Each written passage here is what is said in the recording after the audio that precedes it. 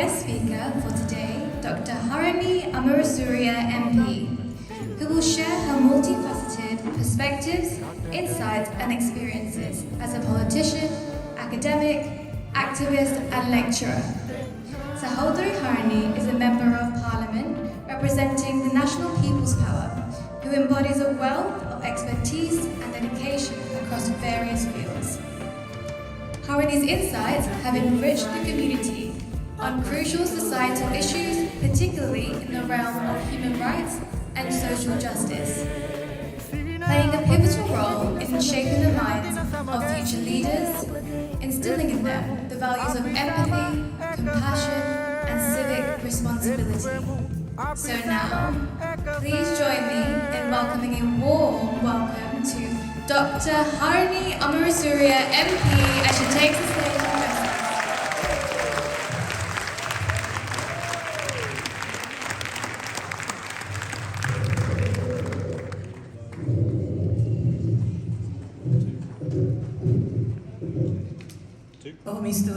Thank you very much.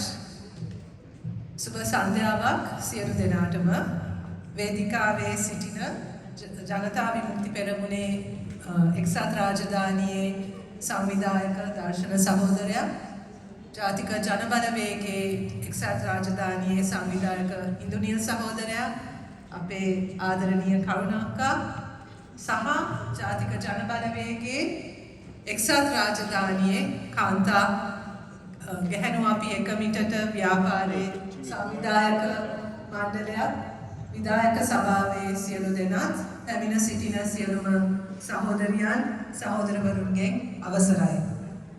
ප්‍රථමයෙන්ම බෙහෙවින්ම ස්තුතිවන්ත වෙනවා ඔබ මේ අවස්ථාවේ ශ්‍රී ලාංකීය ගැහැණිය මේ වෙලාවේ මේ මොහොතේ ඒ නැගී සිටමින් සංවිධානය වෙමින් සිටින මොහොතක ඇය සමග සිට ගැනීම සඳහා මේ විදියට ඉදිරිපත් වීම ගැන මම බෙහෙවින්ම ස්තුතිවන්ත වෙනවා. ඒක අපිට ලොකු ශක්තියක්. ලංකාවේ ඉන්න අපි සියලු දෙනාටම මේ මොහොතේ මම දන්නවා අපිත් එක්ක අන්තර්ජාලයෙන් සම්බන්ධ වෙලා ඉන්නවා විශාල පිරිසක්. ඒ සියලු දෙනාටම ඔබ මෙතන පැමිණීමත්, ඔබ මෙතන මේ සහභාගී වීමත්, මේ සංවිධානය කිරීමත් අපිට විශාල ශක්තියක්. ඇත්තටම මේක ඓතිහාසික මොහොතක්. මෙතන කියවුණු සියලුම කතාවලින් අපිට පෙන්වුම් කර විදියට ඓතිහාසික වැඩක් වෙන්නේ පළවෙනි වතාවට ජාතික ජනබලවේගයේ කාන්තා ව්‍යාපාරය හැටියට අපිට ලංකාවෙන් පිට මේ විදියට එකතු කළා මේ විදියට රැස්වීමක් කරන්න ලැබුණු පළවෙනි අවස්ථාව. මේක යෝජනා වුණාම දර්ශන සහෝදරයා අපේ සහෝදරියන් මේක යෝජනා කරාම මම නම් හිතුවේ නෑ අපිට මේක කරන්න පුළුවන් කියලා. මම දැනගෙන හිටියේ නෑ අපිට මේ විදියට ලන්ඩන් නුවර මෙච්චර සහෝදරියන් පිරිසක් එකතු කරන්න පුළුවන් වෙයි කියලා. මේක ලොකු ශක්තියක්. මම දන්නවා මේක බලාගෙන ඉන්න අපේ සහෝදරියන් සියලු දෙනාටමත් මේක විශාල හයියක් වෙනවා. ඉතින් ඒකට මම පළමුවෙන්ම ඔබ සියලු දෙනාටම ස්තුතිවන්ත වෙන අතර මම හිතුවා අද ඔබත් සමග බෙදා ගන්න කියලා මේ මොකක්ද අපි මේ කරන්නේ. මම හිතන්නේ ඔබ සියලු දෙනාම දකින්න ඇති ගැහැණු අපි එක විටට කියලා දිස්ත්‍රික්ක ගණනාවක අපි පවත්වපු රැලි දැන් 16ක් 17ක් අපි සම්පූර්ණ කරලා තියෙනවා. තව කිහිපයක් මාර්තු මේ මාසෙත් අප්‍රේල් මාසෙත් අපි සංවිධානය කරන්න බලාපොරොත්තු වෙනවා. එතකොට ඔබ දකින ඒ රැලි, ඔබ දකින ඒ උනන්දුව, උද්‍යෝගය, ඒ සියල්ල පිටුපස තියෙන කතාව ඔබත් සමග බෙදා ගන්න කියලා මම හිතුණා. මම හිතන්නේ ඒකත් ටික සුවිශේෂී මොහොතක්. මට ඒ ගමන ගැන පොඩ්ඩක් හිතන්න අවස්ථාවක්. අපි මෙතනට ආවේ කොහොමද කියලා බෙදා ගන්න අපි සියලු දෙනාටම අවස්ථාවක් බවට අදපත් වෙනවා. ඇත්තටම ඔබ දන්නවා අපි 2019 ජාතික ජනබලවේගයේ හැටියට පටන් ගන්නකොටත් අපි තමයි පළමු වතාවට ශ්‍රී ලංකා ඒ දේශපාලන අවකාශය තුල ජනාධිපතිවරණයකට සූදානම් වෙනකොට ස්ත්‍රී ප්‍රඥාප්තියක් ඉදිරිපත් කළා. 2019 සිද්ධ වුණේ අනුර සහෝදරයා අපි 2019 ජාතික ජනබලවේගයේ ජනාධිපති අපේක්ෂක හැටියට ඉදිරිපත් කරනකොට අපි කොළඹ මහජන පුස්තකාලයේ කාන්තා රැස්වීමක් තියලා ජාතික ජනබලවේගයේ ස්ත්‍රී ප්‍රඥාප්තිය ඔහුට ඉදිරිපත් කරා. අපේ ජනාධිපති අපේක්ෂකට ඉදිරිපත් කරා. පස්සේ ඔහු ඒක පිළිගත්තා, ඒක අනුමත කරා. ඒක තමයි 2019 ඉඳන් ජාතික ජනබලවේගයේ කාන්තා ප්‍රතිපත්තිය බවට පත් වුණේ. මට එතන එක අවස්ථාවක් මතකයි. අපි ඒ ප්‍රඥාප්තියේ දාලා තිබ්බ එක ඉල්ලීමක්. ඒ ඉල්ලීම තමයි මහමැතිවරණයේදී 50% නියෝජනය අපිට අවශ්‍යයි කියලා. ගැහැණු අපිට අවශ්‍යයි කියලා අපි ඒ ප්‍රඥාප්තියේ දැම්මා.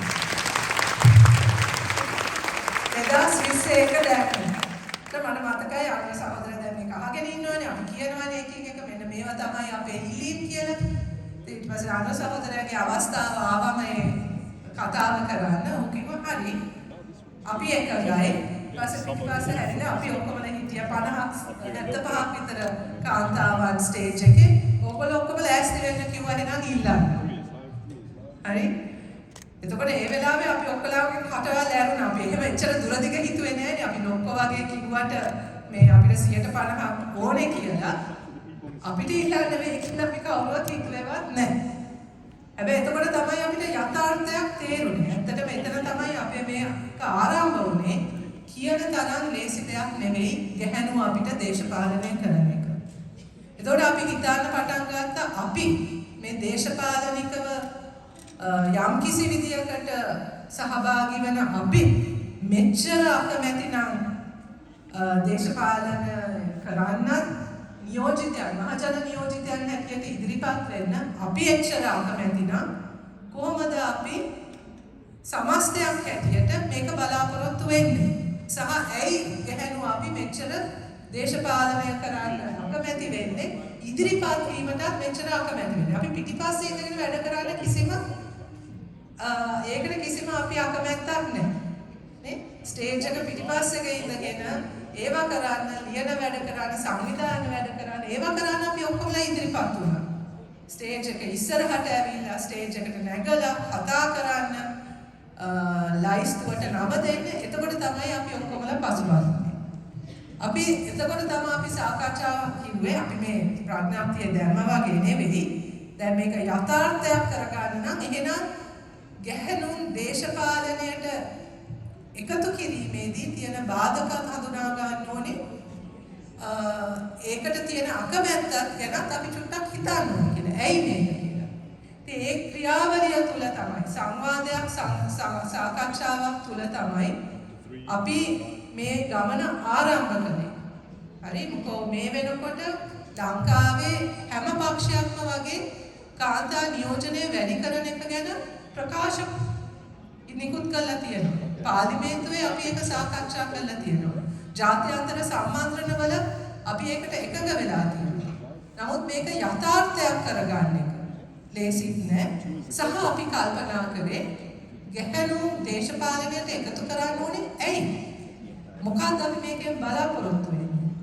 එතන තමයි අපිට තේරුනේ අපිට අවශ්‍ය නිකම් දේශපාලනයේදී ඔලුගෙඩි වලින් ගැහැණුන්ගේ ඔලුගෙඩි වලින් පුරවන්න නෙමෙයි.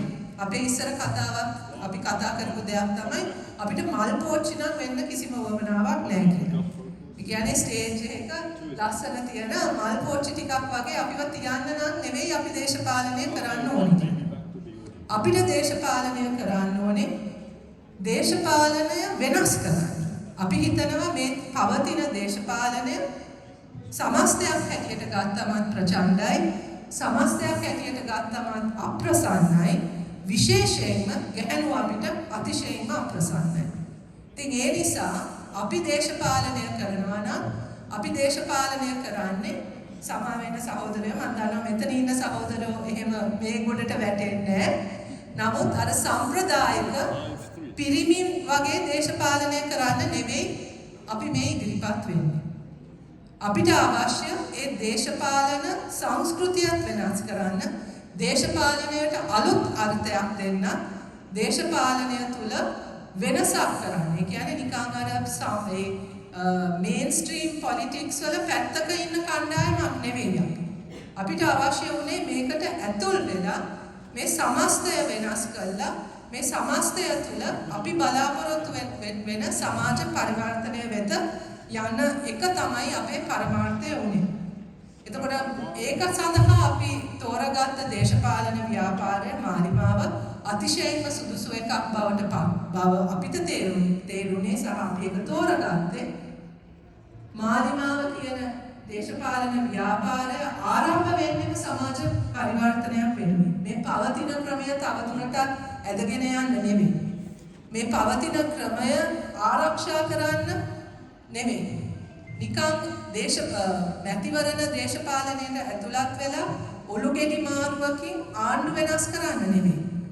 මාලිමාවේ දේශපාලන අරමුණ සමාජ පරිවර්තනයක්. බරපතල සමාජ පරිවර්තනයක් වෙනුවෙන් පෙනී ඉන්න ව්‍යාපාරයක් හැටියට අපිට හිතුණා ගැහැණු අපිට සුදුසුම තැන ඒක තමයි කියලා. ඉතින් ඒ හරහා තමයි අපි ගමන ආරම්භ කරේ.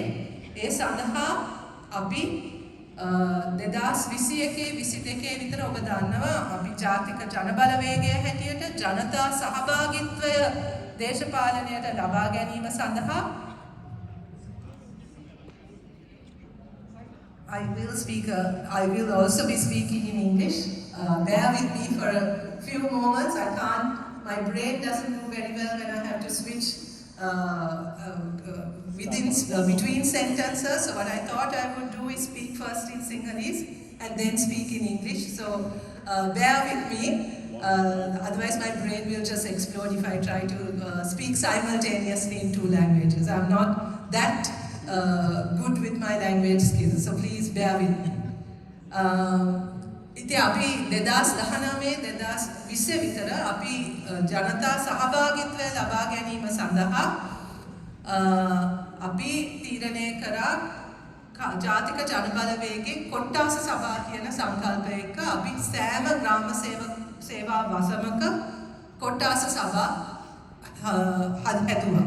ඒ කියන්නේ ගමේ නායකත්වය ගන්න ජාතික ජනබලවේගයේ දේශපාලන ව්‍යුහය බිම්මට්ටමේ දේශපාලන ව්‍යුහය සකස් කිරීම සඳහා ජාතික ජනබලවේගයේ NPP කොට්ටාස සභා සෑම ග්‍රාම සේවා වසමකම මේ වෙනකොටත් අපි හදලා තියෙනවා. ඔබ දන්නවා ඇති ලංකාවේ ග්‍රාම සේවා වසම් 14000ක් විතර තියෙනවා. මේ වෙනකොට අපි 11000ක විතර NPP සභා හදලා තියෙනවා.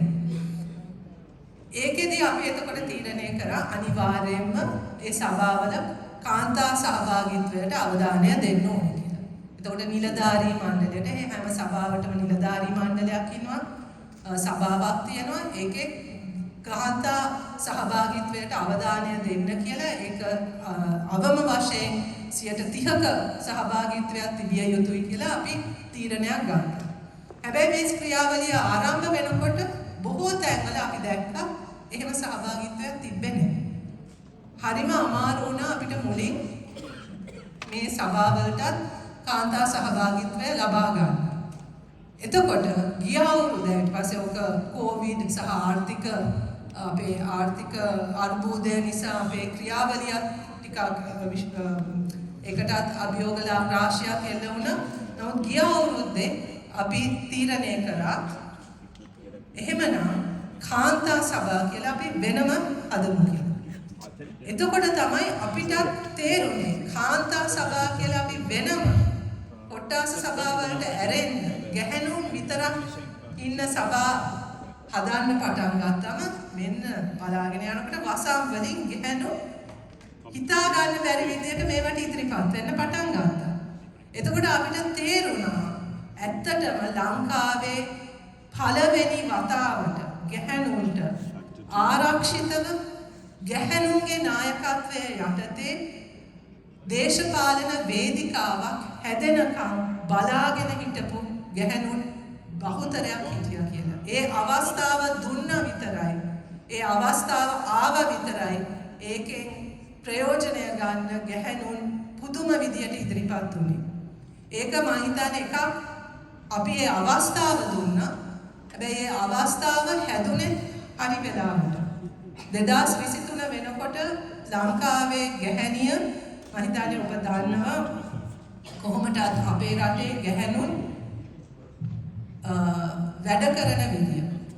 ඔවුන් රැකියාවල, ගෙවල්වල බර අදින්නේ අපේ රටේ ගැහැණුන් කිව්වොත් ඒක බොරු නෙමෙයි. අපේ රටේ ආර්ථිකය ගත්තත් අපේ රටේ ආර්ථිකය තුල ප්‍රධාන ශේෂ්ත්‍ර මේ රටට අපේ ශ්‍රී ලංකාවට ඩොලර් හම්බ කරන ප්‍රධාන ශේෂ්ත්‍ර ගණනාවක වැඩ කරන්නේ ගැහැණුන්. සෑම ශේෂ්ත්‍රයකම ගැහැණුන් වැඩ කරනවා. නමුත් ඔවුන්ගේ ඒ දායකත්වයට නිසි ඇගීමක් ගෞරවයක් සමාජය තුළ ලැබිලා නැහැ. ඊට වඩා ප්‍රශ්නයක් තියෙනවා. ඒක තමයි අපි ඒක ගැන කතා කරනකොට තමයි අපිට තේරුනේ ඇත්තටම ලාංකික ස්ත්‍රිය ලාංකික ගැහැණියට ඒ පණිවිඩය මෙතෙක් කල් ලැබිලා තිබෙන්නේ නැහැ කියලා. ඒ තමයි අපි කතා කරන්න පටන් ගත්තේ ගැහැණු වැඩ ගැන. ගැහැණුන්ගේ වැඩ කියලා දේවල් තියෙනවානේ. මෙතනත් කතා වුණා අපි වැටුප් නොලබ කරන වැඩ ගැන.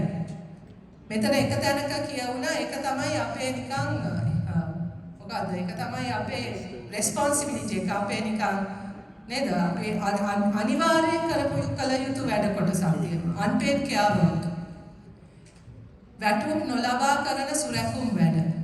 හැබැයි අපේ රටේ මේ පහුගිය කාලය තුල ඒ වැටුප් නොලබා කරන සුරැකුම් වැඩ එකක් අනිවාර්යෙන් ගැහැණුන් කළ යුතුයි කියලා දෙයක්වත් නැහැ. ඒක මොකක්වත් ජීව විද්‍යාත්මක හේතුවක් නැහැනේ ඔය වැඩ ටික අනිවාර්යයෙන්ම ගැහැණුන් කළ යුතුයි කියලා. නමුත් සංස්කෘතිය තුල සමාජ ව්‍යුහයන් තුල ඒක ගැහැණුන්ට පැවරිලා තියෙනවා. හැබැයි ඒ වැඩ එන්න දුෂ්කර වෙලා තියෙනවා. එන්න පීඩාකාරී වෙලා තියෙනවා. මම හිතන්නේ මෙහි මම හිතනවා මේකෙත් එච්චර ලේසි නෑ කියලා. නමුත් මෙහි ඊට වඩා සහයෝගයෙන් වැඩ කරනවා කියලා මම හිතනවා. නේද? නේද දර්ශන සහෝදරයා?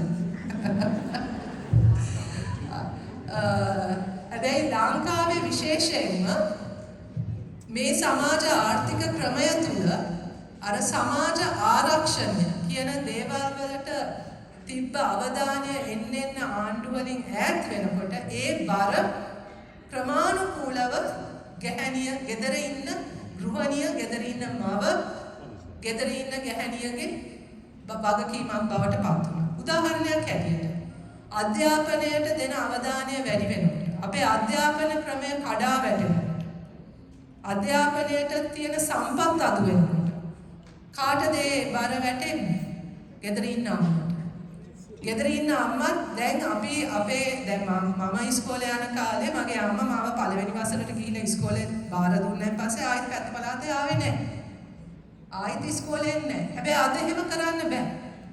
අද අම්මත් යන්න ඕනේ ඉස්කෝලේට. ඇයි?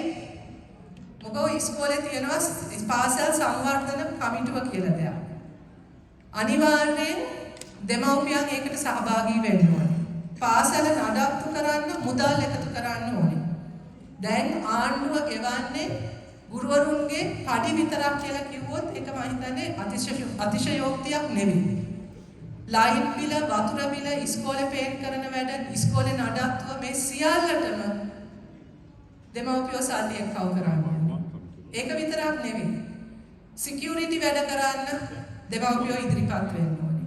මතකද එක කාලයක් සති දෙක තුනක් තිබ්බ අර අයිස් හොයන වැඩ එක වෙලාවට අපේ ආණ්ඩු කරනවනේ එක ඩ්‍රාමා එක කාලයක් තිබ්බා ඉස්කෝලේ ළමයිගේ බෑග් වල අයිස් තියනවා කියලා. අයිස් කියන්නේ ඩ්‍රග් එකක්. හොඳද?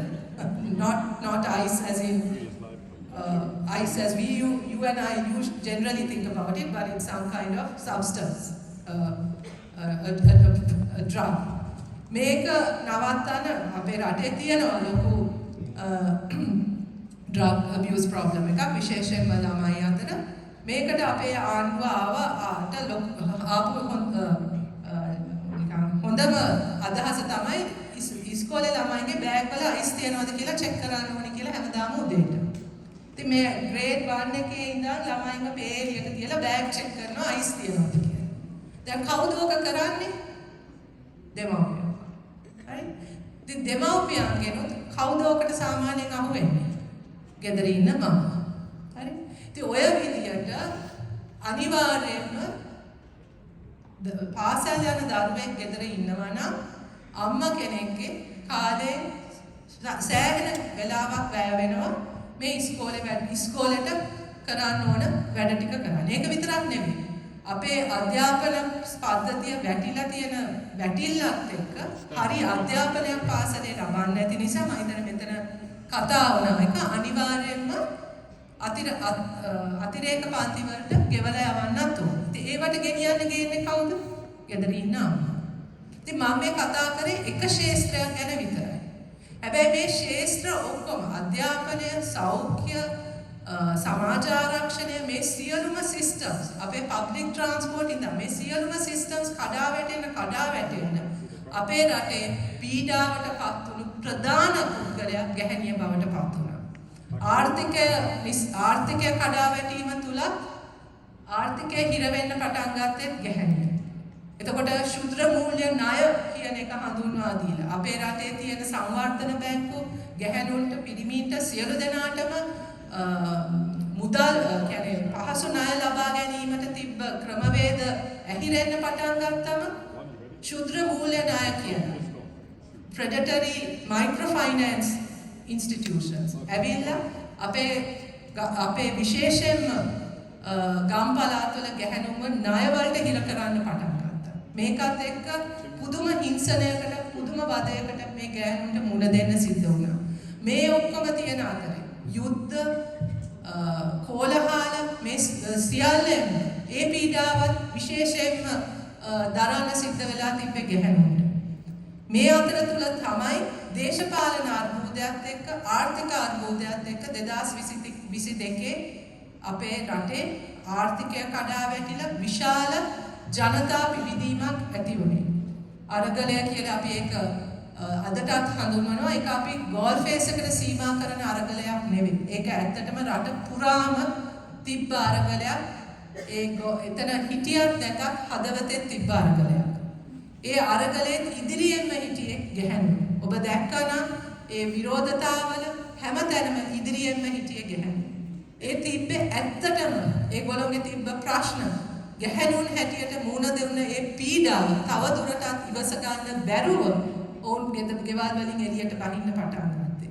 ඉතින් ඒ නිසා ඒ තිබ්බ පීඩාව දේශපාලන ව්‍යාපාරයක් හැටියට අපි හඳුනා ගැනීමත් සමග අපේ ඉදිරි ගමන යන්න නම් අපිට සැබෑ සමාජ පරිවර්තනයක් ලබා ගැනීමට නම් අනිවාර්යයෙන්ම ගැහැණුන්ගේ සහභාගීත්වය ගැහැණුන්ටත් එකතු වෙන්න පුළුවන් දේශපාලන වේදිකාවක් දේශපාලන අවකාශයක් අපි හදන්න ඕනේ කියන ඒ තීරණය ගත් එක කියන්නේ ඒ දෙක එක වෙලාවට සිද්ධ වුණේ.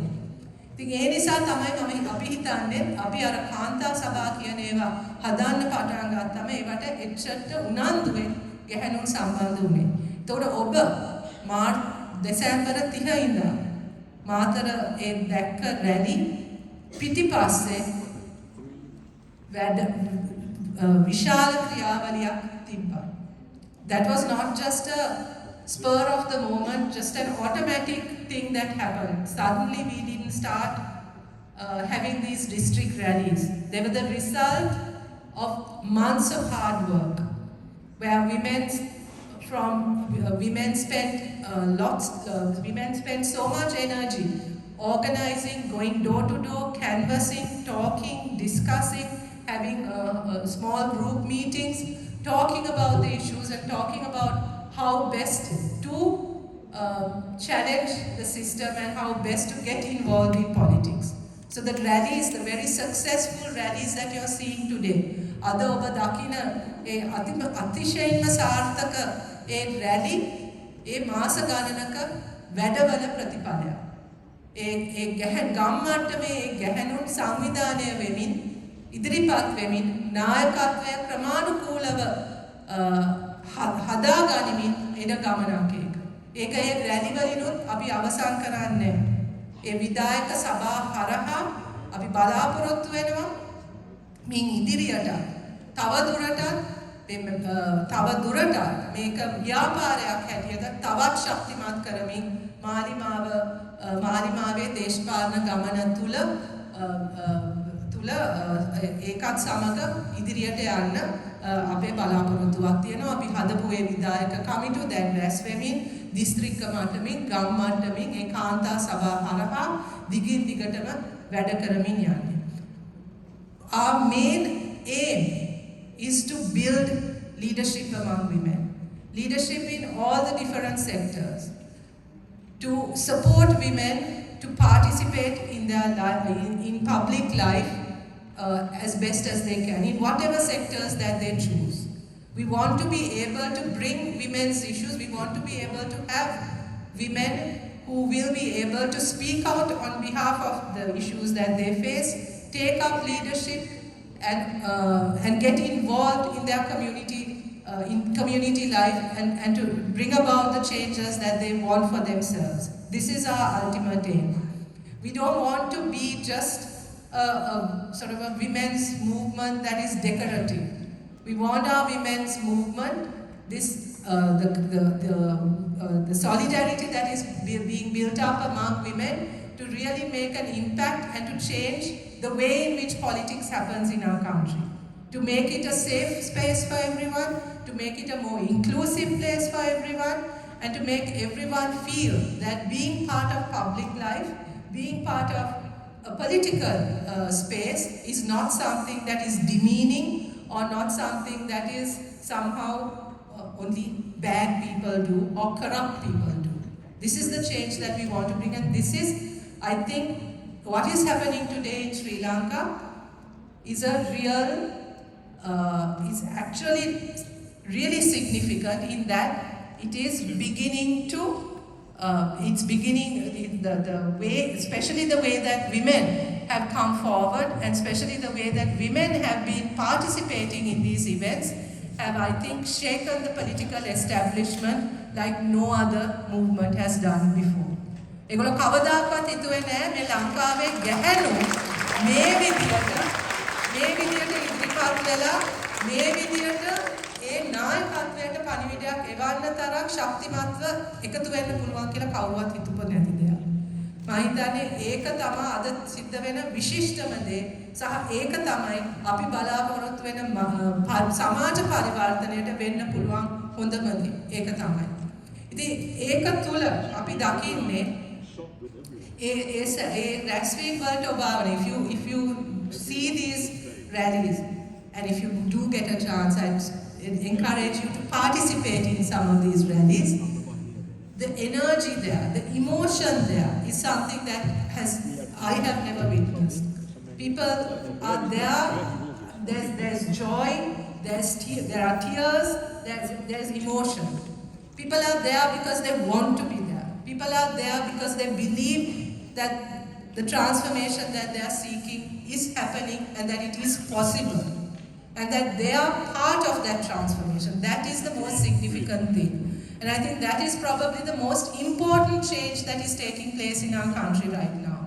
That people are beginning to realize that they will no longer sit back and wait for someone else to change their lives for them. That they are going to be part of that change and that they are going to be the leaders in the transformation that is going to take place in our country. I think that is what is most significant, and that is what is most inspiring about what is happening in Sri Lanka right now. එතකොට මේ සියලුම අර්බුද අතර ඔබ බොහෝ වෙලාවට ඔබට ලංකාව ගැන අහනකොට ඇහෙන්නේ ඍණාත්මක දේවල් වෙන්න පුළුවන්. අපි බංකොලොත් රටක්, යා bankrupt. අපේ දේශපාලන සංස්කෘතිය දූෂිතයි. There's corruption everywhere. අපිට ඇහෙන්නේම ඍණාත්මක දේවල්. නමුත් මේ මොහොත තුල මම හිතන්නේ ඒ සියලුම ඒ ඍණාත්මක දේවල් අතරම බලාපොරොත්තුවක් තියෙනවා. possibility එකක් තියෙනවා. There's a hope of there's space opening up for a different way of doing things. a different kind of politics. There's belief among people that a different kind of politics is possible. That is what is most inspiring about this movement. That is what I think is so significant and historical in this particular moment in what is happening in Sri Lanka. You will see women, men, children, young people of all age groups, all ethnic groups coming together, not necessarily because we agree with each other about everything, but because we are willing to talk to each other, because we are willing to discuss with each other, and perhaps for the first time, there's a political platform that brings all these different people together.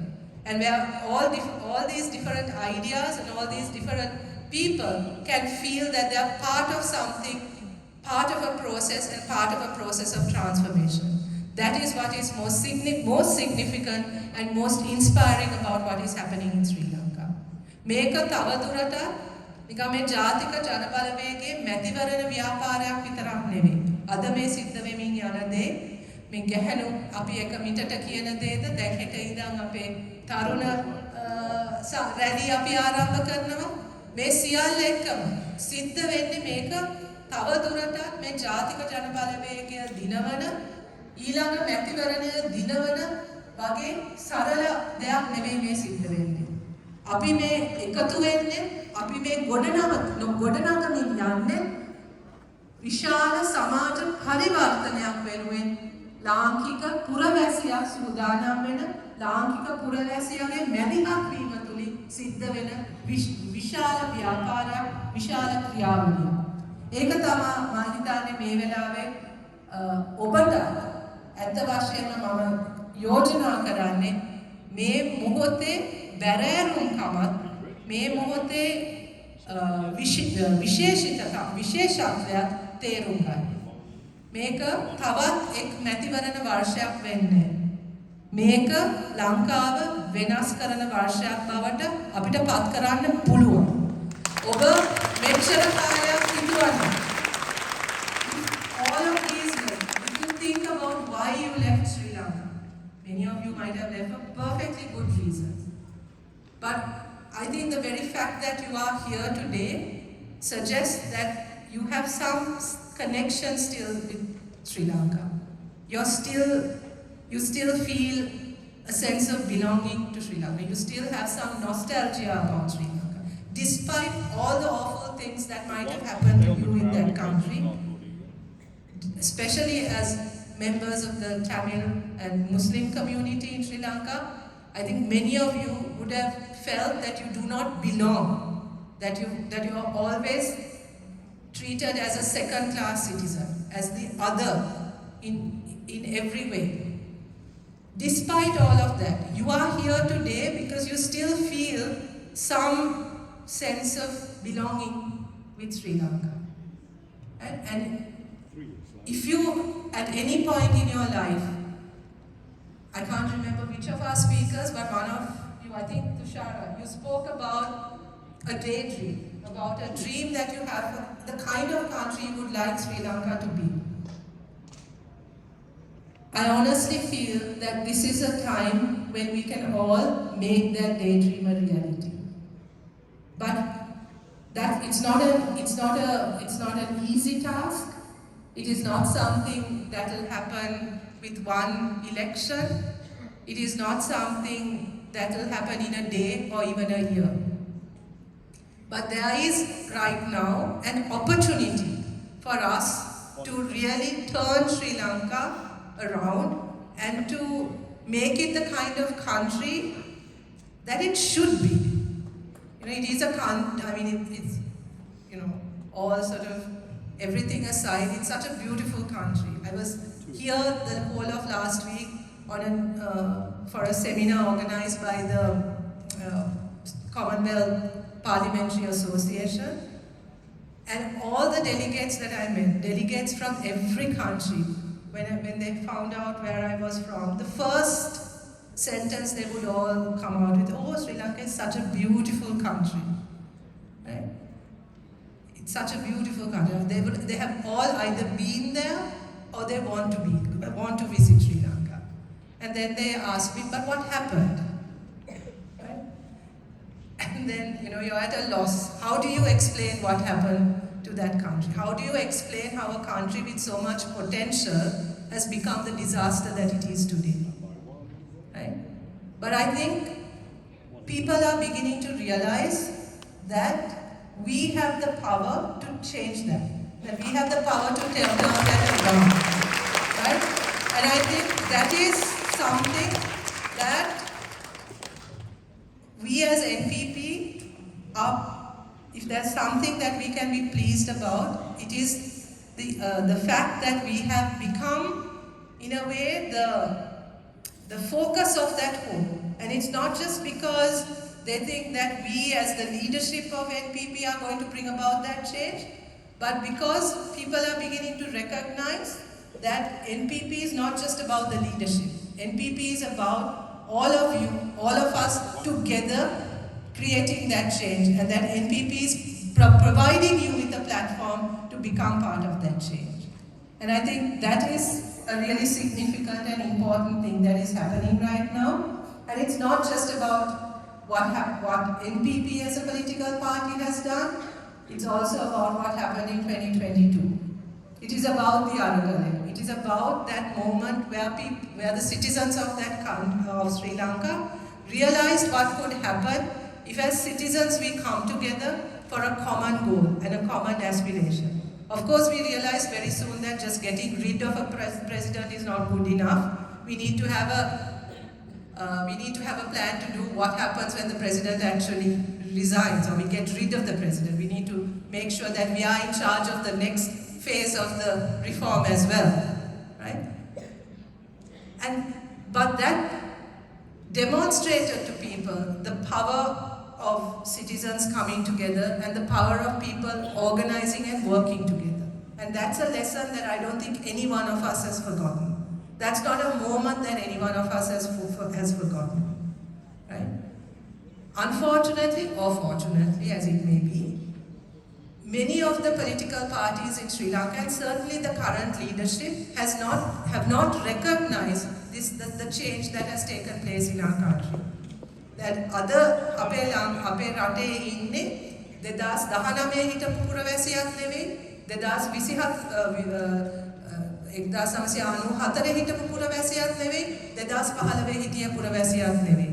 අද ඉන්නේ වෙනස් වෙච්ච තමන්ගේ බලය පිළිබඳවත් තමන්ගේ අයිතිවාසිකම් පිළිබඳවත් යම්කිසි විදියකට අවදි වෙච්ච පුරවැසියෙක් ඉන්නේ. තව දුරටත් ඔවුන් මේ දූෂිත දේශපාලනය ක්‍රමය පුරවැසියන්ව පාවිච්චි කරන බලයට එන්න දේශපාලනය කළා දේශපාලනය හරහා ජනතාව සූරාකන ඒ දේශපාලන සංස්කෘතිය බාර ගන්න සූදානම් පුරවැසියෙක් නෙවෙයි අද තවදුරටත් ඉන්නේ වෙනස් වෙච්ච පුරවැසියෙක්.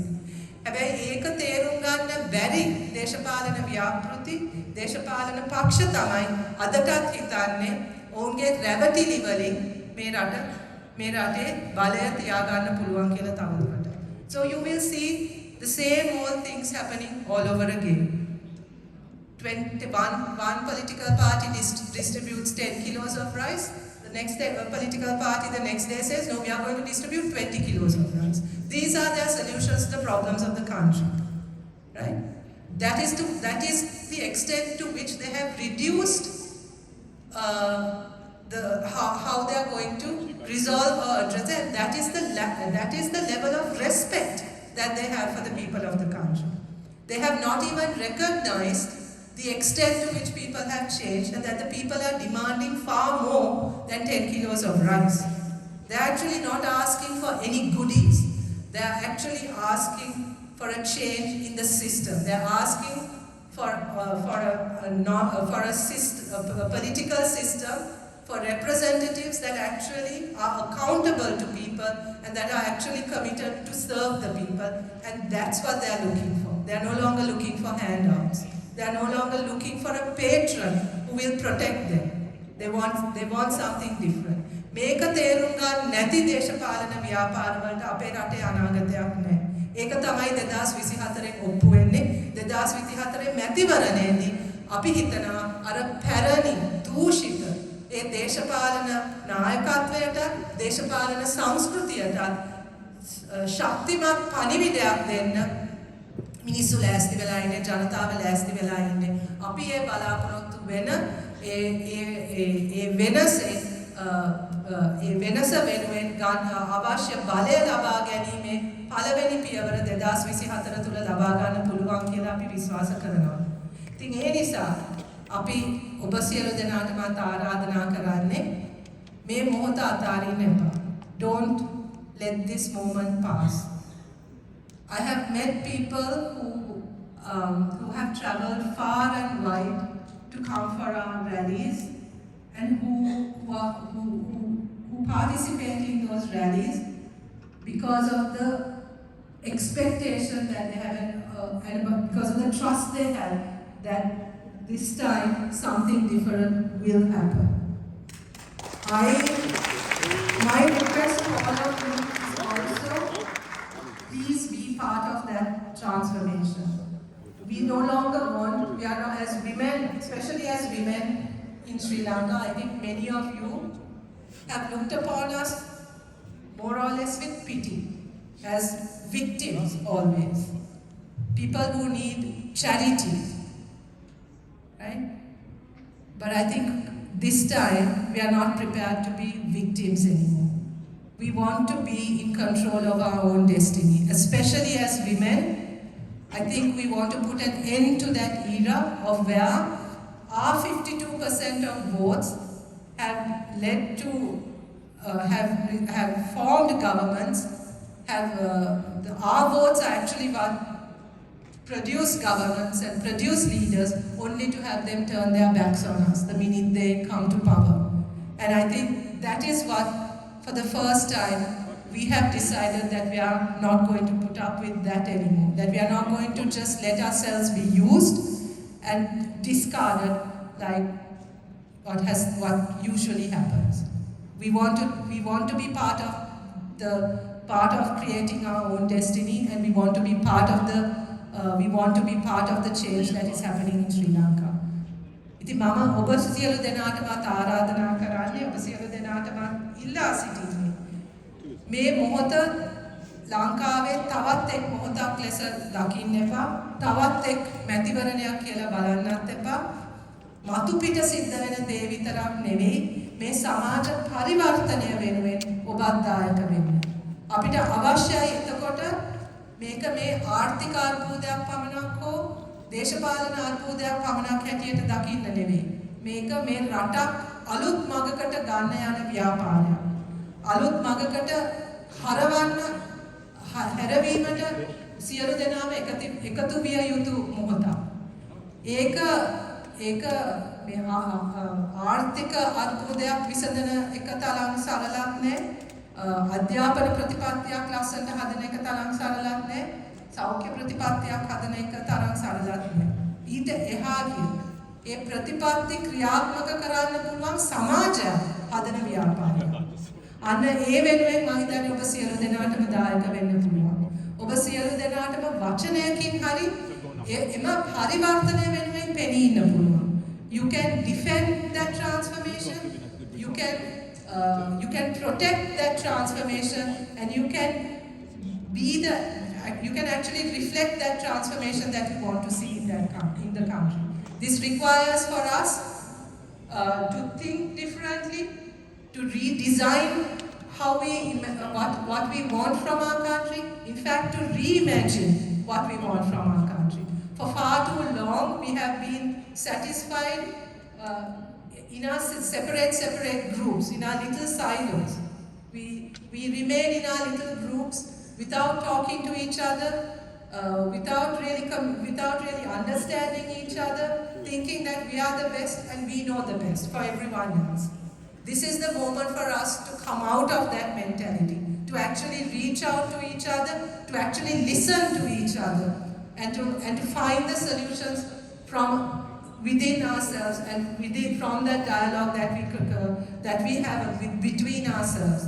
And that is what women in Sri Lanka are doing today. And that is what ගැහැණු අපි එක මීටරට is all about. It is about women talking to each other, women being heard, women being respected, women being listened to, and women taking charge of their own destinies. And that is the vision we have for the country as well. That is what we want for Sri Lanka to become. A place, a kinder place, a place that is willing to hear each other, a place that is willing to be more inclusive, to actually reflect on the kinds of values that we want for our country. Not just about the GDP and the interest rate and the employment ratio, important as they are. There are other things that are more important. That is about the way in which we as humans relate to each other, the way as humans we interact with each other. And there's a lot of healing that our country needs to go through, a lot of recovery, a lot of memories that we need to come to terms with, a lot of violence that we need to come to terms with. We have to be able to talk to each other about this. We need to be able to listen to each other about this, even about the most difficult of topics, and be willing to move forward and willing to look at some of the ways in which we have been doing things differently. අන්න ඒකට අවස්ථාවක් ඇවිල්ලා තියෙන නිසා අපි මම හිතන්නේ ලංකාවෙන් ඉතාමත්ම දුරින් හිටියා ෆිසිකලි ඔබ ඉතාමත්ම දුරින් හිටියා මේ සිද්ධ වෙන පරිවර්තනයට ඔබට සහභාගී වෙන්න පුළුවන්. ඒ සහභාගී වීමට අවශ්‍ය වෙන්නේ ඔබේ your spirit. Sounds very sort of religious to say this, but what we need is your spiritual backing in a way. Right? We need you to support us. We need you to back us. And we need you to defend us. Right? Because this change is not going to be easy. There will be a small elite group that will do everything in their power to stop this change from happening, because they have been in control of what has happened in our country for so long, and they're not going to give up easily. But the people of this country are stronger than all of them. We have simply not realized our strength before. But by coming together and really recognizing the strength within us and understanding that as a collective force, as an organized group of citizens, we are much more powerful than that small elite that have actually ruined our country during the last 75 years. That era must come to an end, and ending that era is our responsibility, and we need your support to do that, and you can be and you must be part of that change. So I will end once again thanking you for your support, for your show of solidarity with what is happening in Sri Lanka. I know all of you are looking at us. I urge you to now be part of that transformation in whatever way you can, whether it's by a word, whether it's by a post on your social media, whether it's by a phone call, whether it's by some measure of support, whether it's what you do here in your own country in reaching out to the Sri Lankan community and bringing the Sri Lankan community here, the diaspora here together in support of what is happening in Sri Lanka.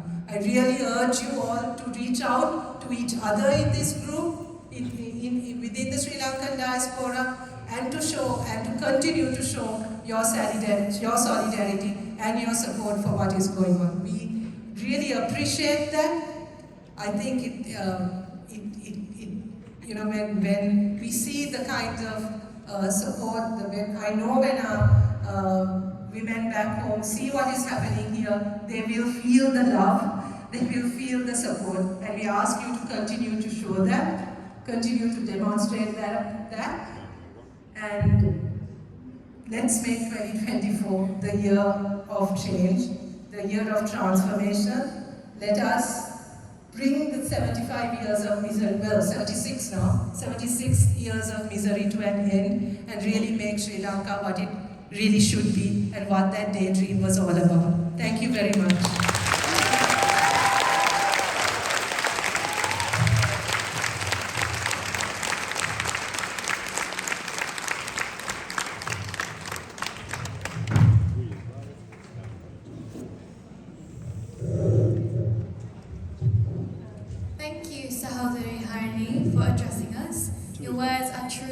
inspiring and very impactful.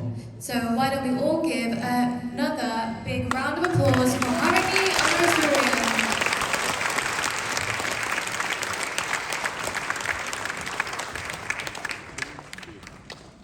Now, as we near the end of Women Coming Together for Malimawa today, I invite you all to join us in a moment of unity and come together in harmony for a group song.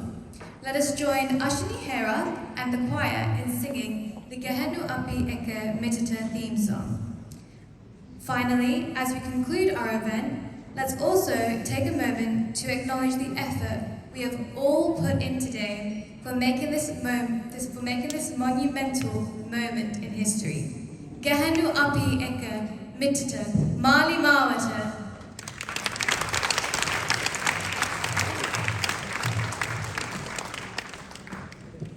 இன்றைய நிகழ்வின் நிறைவாக பெருமதிமிக்க உங்கள் நேரத்தை ஒதுக்கி இன்றைய நிகழ்விற்கு வருகை தந்த உங்களுக்கு மிகுந்த நன்றி கூறுவதோடு பெண்கள் நாம் ஒன்றாய் ஒரே திசையில் என்பதை மகிழ்வுடன் உங்கள் அனைவரையும் தம்முடன் இணைந்து பாட அழைத்து பாடலை பாட வருகின்றார்கள் சகோதரி அஷ்னி-ஹேரா மற்றும் குழுவினர்.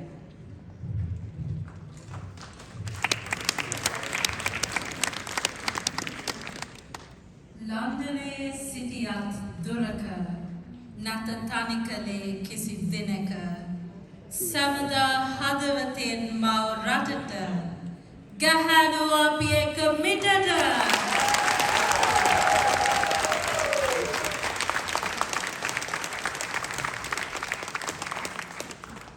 එක්සත් රාජධානිය පුරාවට විසිරී සිටි අපේම සහෝදරියන් එක මිටට එකතු වී අද දින ජාතික ජනබලවේගයත් සමග පෙරට පැමිණ සිටිනවා. මෙම වැඩසටහන නිමාවීමට නියමිත වූවත් ඉන් ඔබට අපේ දැක්ම අභිප්‍රාය සහ පණිවිඩය වචනවලට සීමා නොකර ක්‍රියාවෙන්ද ලොවට කියා දෙන වග අපට සහතිකයි. මේ ඔබට හැඟෙන නව ජවය එකමුතුකම සහ පන්නරය රැගෙන එන්න. නිමාවට පෙර තව එක්වරක් එකට හඬ නගන්න. අශ්නි-හේරා සහෝදරිය සහ ඇගේ ගායන කණ්ඩායම සමග ගයමු මේ අපේ හදේ රිද්මය හඳුනන අපේම ගීතය ගැහැණු අපි එක මිටට.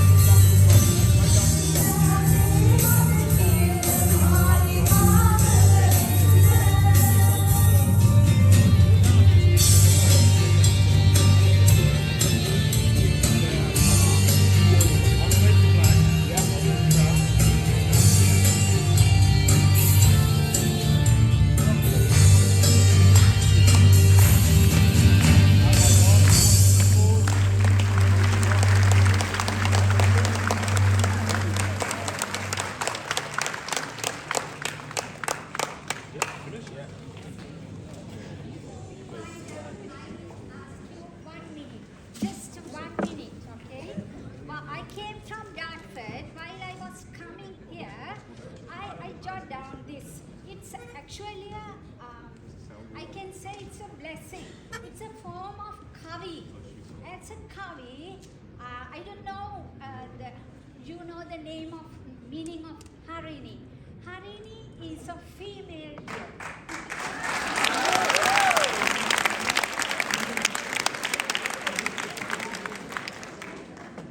I mean, I guess it should automatically pause. Harini, a person who has enormous positive capacity. So after knowing it, while I was coming here, I wrote this kaviya. Once, yeah, that's why I call you Muattiya in one place. Asiri Imal. Mike, please. Wait for mine. I jot down.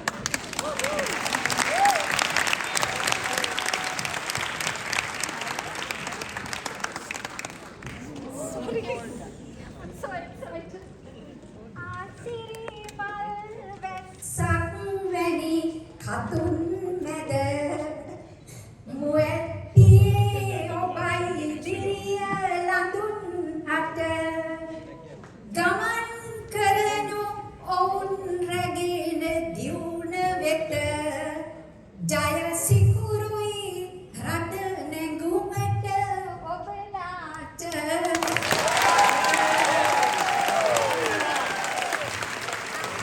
Thank you, audience, for giving this 1 minute. Thank you so much.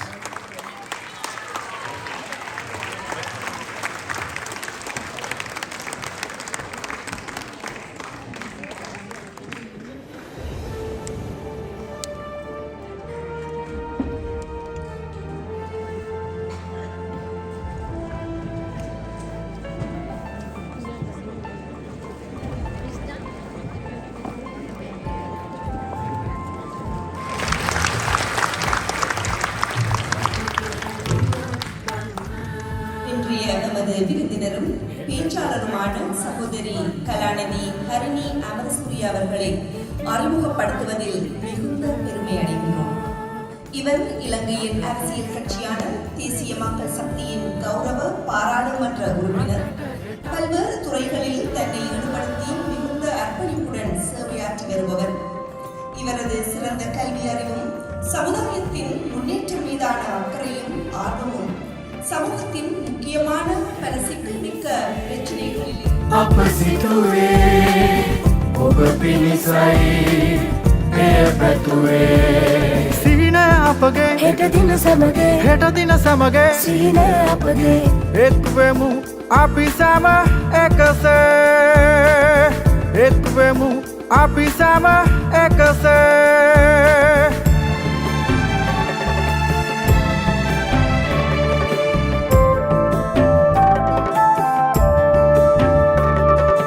රටක් තියෙන්නේ ඔබටයි අපිටයි හෙටක් තියෙන්නේ ඔබටයි රටටයි රටක් කියන්නේ ඔබමයි අපිමයි හෙටක් කියන්නේ ඔබමයි රටමයි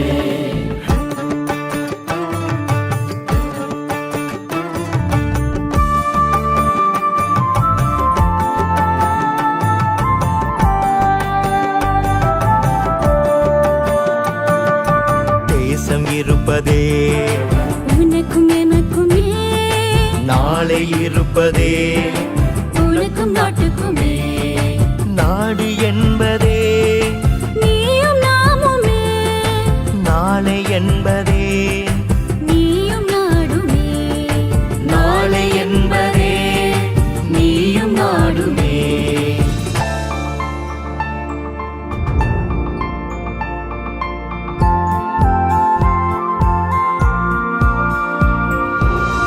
මිනිස් හැඟුම් දන්න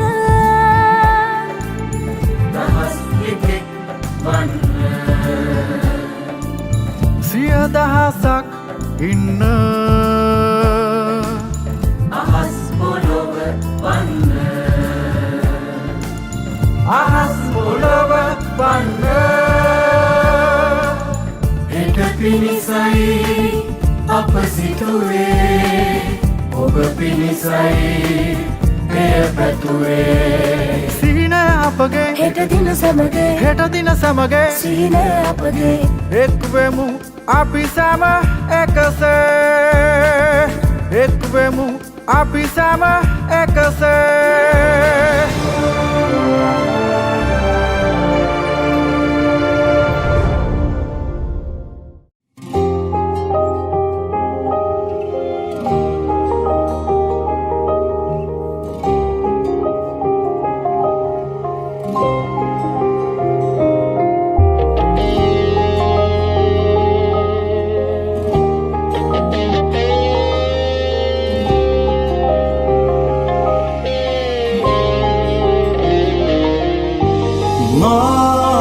මාසිත කියවන්න මාසිත ළඟින්න මාවෙත යාවී මාවත පෙන්වන මාලිමාව වෙන්න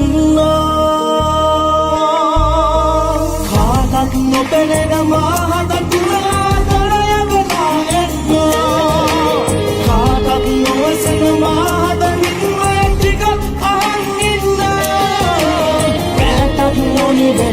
මඩරක්දි මාලොව සඳහන්න ආදර විතරක් නැතිවෙන මොකවත් නැතුවට ළඟින්න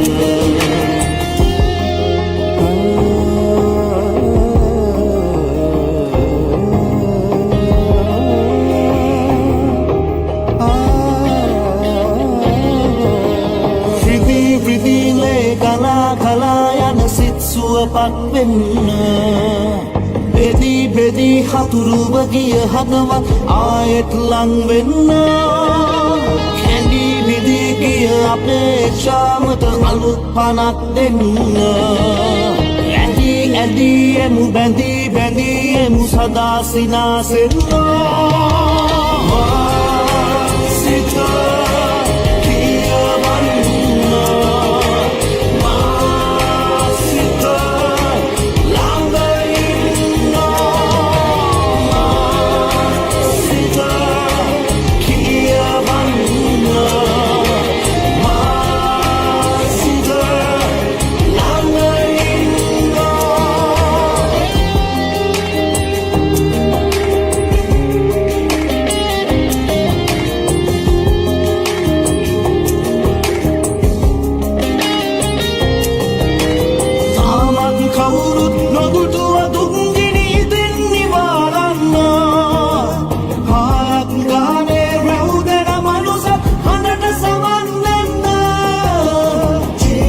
වෙන්නට ප්‍රාර්ථනාවක් නව හුස්මක් ගන්නා නිරත්ව ගැන අලුත් කතා